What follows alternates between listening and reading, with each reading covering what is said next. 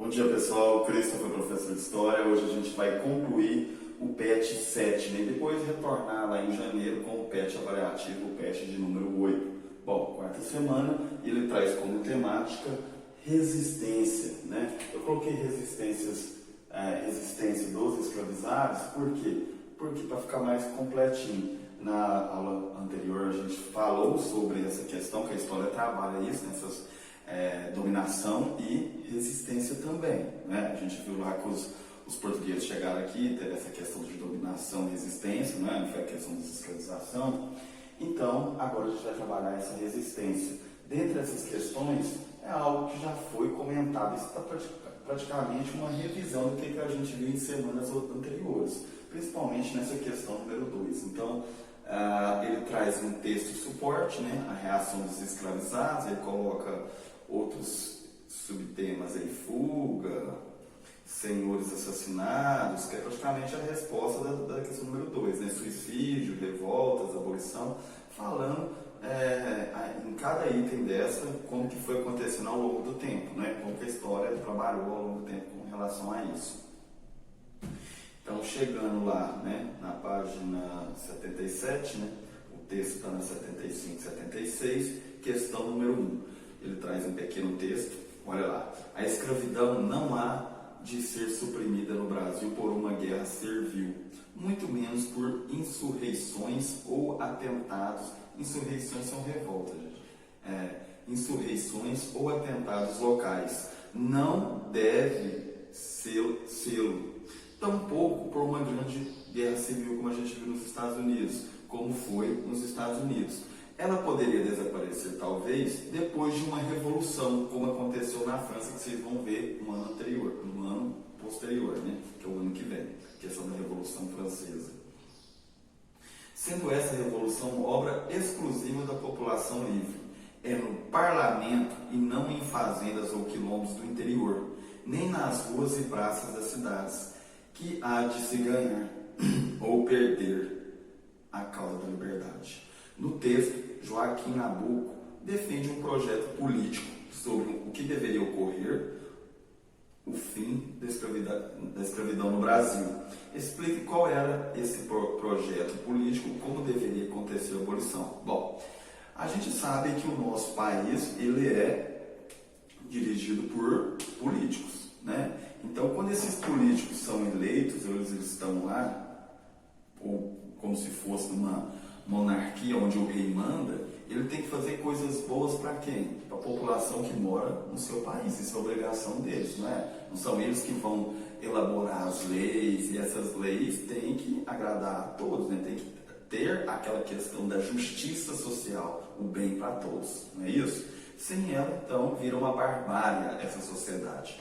Então, as pessoas não precisam reivindicar, na verdade, não precisariam ficar reivindicando direitos, né? Para as pessoas viverem bem, ter boas condições de vida, né? Porém, a gente sabe que isso não acontece.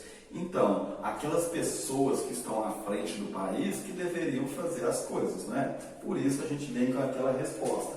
Tá lá, o autor aponta que as injustiças sociais tem que partir do parlamento. O que é o parlamento? Aquelas pessoas que fazem as leis dos países, né? Ele faz a lei, coloca lá na Carta Magna. O que é a Carta Magna? A Carta Magna é aquele conjunto de leis do país, que também é chamado de Constituição. Então, eles que são. Então, essas leis que tem no Brasil, quem está fazendo? É o parlamento, né? Que são os vereadores, deputados e senadores. Visto que são eles os responsáveis pela criação das leis do país. Então, o autor, o Nabuco, ele fala exatamente isso.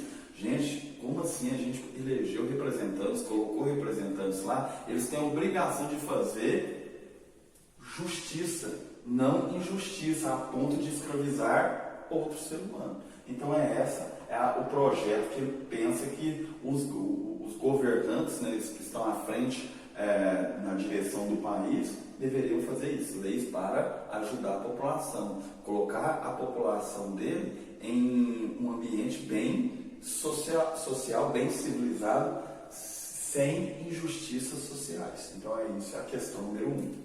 Questão número 2, aponte e cada uma das formas de resistência negra à escravidão. Então a gente viu lá quais são. Está lá no texto, eram as fugas. Precisa você explicar o que é fuga? Não, você está fugindo. Queima de plantações, né?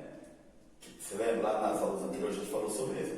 Colocar fogo nas plantações, então você não precisa explicar bem ao certo. Os atentados a feitores, quem eram os feitores? Aqueles que cuidavam, levavam eles apacentados, não era? Então, atentados que tipo? Pode ser uma surra, homicídio, e as senhores. Que senhores? Qualquer senhores? Não, os senhores de escravos, aqueles que eram donos. O que o escravo pensava? Se eu matar o feitor ou o senhor de escravo, acabou, já tenho minha liberdade. Eles pensavam dessa forma.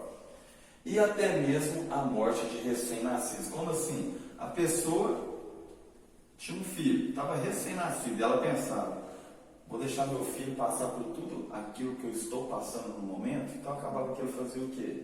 Matava o próprio filho.